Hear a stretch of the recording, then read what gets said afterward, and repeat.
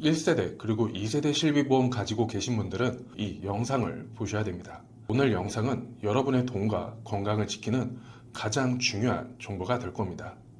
이 재매입이라는 말의 진짜 속뜻은 무엇인지, 그리고 곧 출시될 5세대 실비를 앞둔 지금 우리가 가장 현실적으로 무엇을 따져보고 준비해야 손해보지 않는지 명확하게 짚어드리도록 하겠습니다. 자, 일단 기본부터 정리하고 가겠습니다. 많은 분들이 오해하시는데 실비보험은 한번 가입하면 평생 같은 조건으로 가는 보험이 아닙니다. 언제든지 보험료가 오를 수도 있고 보장이 축소되어 바뀔 수도 있으며 심지어는 계약 자체가 끝날 수도 있습니다. 그 거대한 변화의 중심에 바로 5세대 실손보험이 있는데요. 실손보험은 제2의 국민건강보험이라고 불릴 만큼 건보에서 보장 안 되는 비급여 치료비까지 보상해주는 우리에게 없어서는 안 될 민간보험입니다. 그동안 1세대부터 4세대까지 변화해 왔는데 세대별로 어떤 차이가 있었는지 빠르게 짚어보도록 하겠습니다. 1세대 구실손입니다. 가장 큰 특징은 자기 부담금이 거의 없다는 점입니다. 지금은 보장하지 않는 항목의 일부 비급여 치료까지 보장해주는 경우가 많아 보장 범위가 가장 넓습니다. 하지만 그만큼 손해율이 높아서 보험료 변동성도 크다는 단점이 있습니다. 2세대 표준화 실손입니다. 보험사마다 달랐던 보장 내용을 표준화하여 통일시킨 첫 상품입니다. 10%의 자기부담금이 처음 도입되었고 15년마다 재가입해야 하는 제도가 생겼습니다. 3세대 착한 실손입니다. 과잉 진료가 많았던 3대 비급여 항목을 특약으로 분리한 것이 핵심입니다. 이로 인해 기본 보험료가 저렴해졌고 비급여 항목의 자기부담금은 20%로 높아졌습니다. 마지막 4세대 현재 판매되고 있는 실손입니다. 가장 저렴한 보험료가 장점이지만 자기부담금 비율이 가장 높습니다. 핵심적인 변화는 비급여 보험료 차등제입니다. 1년간 비급여 보험료를 많이 청구하면 다음해 비급여 보험료가 할증되고 청구하지 않으면 할인받는 구조로 가입자 간의 형평성을 높였습니다. 재가입 주기도 5년으로 짧아졌습니다. 그런데 왜 정부와 보험사는 자꾸 이렇게 소비자에게 불리한 방향으로 실손보험을 바꾸려고 하는 걸까요? 그 근본적인 이유를 아셔야 됩니다. 바로 손해율 때문인데요. 쉽게 말해 보험사가 받는 돈보다 내준 돈이 훨씬 많다는 겁니다. 실제로 보험업계 자료에 따르면 1세대 실손보험의 손해율은 한때 143%를 넘었고 2세대 실손보험 역시 130%를 상회하는 높은 수치를 기록했습니다. 손해율이 130%라는 건 보험료로 100만 원을 받으면 보험금으로 130만 원을 지급했다는 의미죠. 완전히 팔면 팔수록 손해보는 장사를 하고 있는 겁니다. 물론 여기에는 일부 가입자들의 과도한 의료이용, 소위 의료 쇼핑 문제도 있습니다. 필요하지 않는데도 비싼 비급여 주사를 받거나 매일같이 도수 치료를 받는 등 일부의 문제 때문에 전체 가입자의 보험료가 급등하는 악순환이 반복되고 있는 겁니다.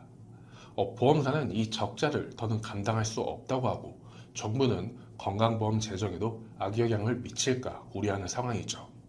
결국 그들이 칼을 빼든 겁니다. 바로 보장 축소라는 칼을 말이죠. 그 결과물이 바로 5세대 실손보험입니다. 여기서 중요한 게 바로 재가입 주기입니다. 1세대 실비는 이 재가입 주기가 없어 평생 유지가 가능합니다. 하지만 3세대는 15년, 4세대는 5년의 재가입 주기가 있죠. 재가입 시점이 되면 그 당시에 판매하는 실손보험으로 강제 전환이 됩니다. 그리고 문제의 중심에 있는 2세대 실비보험은 언제 가입을 했는지 그 시점으로 나뉘는데요. 그 이전에 가입을 했다면 재가입 주기가 없지만 그 이후에 가입을 했다면 15년 재가입 주기가 있습니다. 같은 2세대인데 누구는 평생 가고 누구는 15년 뒤에 강제로 바뀌는 운명에 처한 겁니다. 아마 첫 재가입 사례는 4세대 가입자들이 5년 주기가 도래하는 2026년 7월부터 나타날 텐데요. 이때가 되면 정말 큰 혼란이 올 수 있습니다. 그럼 곧 등장할 5세대 실손보험은 대체 어떻길래 이렇게 난리일까요? 가장 큰 변화는 비급여 보장을 중증질환과 비중증질환으로 나누는 겁니다. 중증질환은 다행히 기존처럼 자기부담금 30%를 적용하고 4세대에서 빠졌던 연간 자기부담금 한도 500만 원도 다시 부활해서 이 부분은 오히려 좋아졌다고 볼 수 있습니다. 하지만 비중증질환, 여기가 문제입니다. 입원, 통원 합쳐서 자기부담금이 50%로 급등합니다. 병원비 10만 원이 나오면 5만 원은 내 돈으로 내야 된다는 거죠. 여기에 연간한도 1,000만 원, 통원 1회당 20만 원, 그리고 입원 1회당 300만 원으로 제한이 되고 도수 치료나 비급여 주사 같은 일부 항목은 아예 보험금 미지급 항목으로 빠질 수도 있습니다. 쉽게 말해 중증 질환은 잘해주되 우리가 평소 병원에 가는 대부분의 경우에 대해서는 보장을 대폭 줄이겠다는 겁니다. 똑같이 아파도 내가 가진 실비에 따라 내가 내야 될 돈이 극단적으로 달라지게 되는데 우리가 자주 겪는 상황에서는 5세대의 실비의 메리트가 많이 없어진다고 봐도 무방합니다. 자, 그럼 지금부터 진짜 중요합니다. 각자 상황에 맞는 명쾌한 답을 드리도록 하겠습니다. 3세대, 4세대 가입자분들이나 2세대 중에서도 15년 재가입 주기가 있는 분들은 사실상 선택지가 없습니다. 재가입 주기가 오면 5세대로 전환될 가능성이 높으니까 미리 걱정하지 마시고 지금의 실비를 최대한 잘 유지하시는 게 최선입니다. 진짜 고민은 재가입 주기가 없는 1세대 그리고 2세대 실비 가입자분들입니다. 보장은 최고지만 해마다 오르는 보험료가 가장 큰 고민이죠. 아무리 좋은 보험도 유지를 못하면 그림의 떡입니다. 보험료가 부담이 된다면 전환을 고려해야 되겠죠. 단 5세대가 아닌 지금 판매 중인 4세대로의 전환을 강력히 추천합니다. 4세대도 충분히 저렴하고 5세대처럼 비중증 질환에 대한 극단적인 제한이 없습니다. 5세대가 나오기 전 지금이 4세대로 갈아탈 수 있는 마지막 기회일 수 있습니다. 하지만 명심할 점, 전환은 신규 가입과 큰 차이가 없습니다. 조금 더 유해졌다고는 하지만 만약 그동안 병원 치료 이력이 많다면 보험사가 전환 심사 과정에서 이 질환은 보장에서 빼겠습니다 라고 하거나 최악의 경우 전환 자체가 안 됩니다 라고 할 수도 있습니다. 그러니 반드시 전문가와 상담을 통해서 전환 가능 여부를 먼저 확인해야 됩니다. 다음은 보험료가 아직 감당할 만한 수준이라고 느끼시는 분들입니다. 사실 가장 고민이 많으면서도 어쩌면 가장 좋은 상황에 계신 분들이죠. 이런 상황이라면 저는 가급적 기존 1세대, 2세대 실비를 그대로 가져가시라고 조언드리고 싶습니다. 무조건이라는 말은 조심스럽지만 현재로서는 그 어떤 상품도 여러분의 실비가 가진 보장 혜택을 따라오기 어렵기 때문입니다.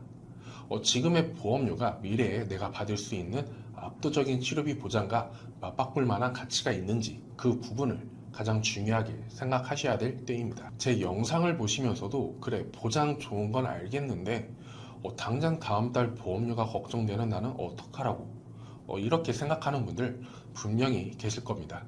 맞습니다. 현실적인 문제를 무시할 수는 없죠. 그래서 준비했습니다.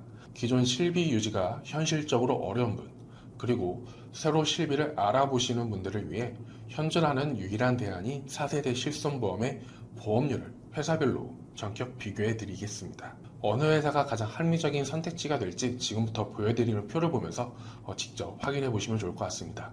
4세대 실손보험은 금융당국의 관리 하에 모든 보험사의 보장 내용, 자기부담금, 한도가 완전히 동일합니다.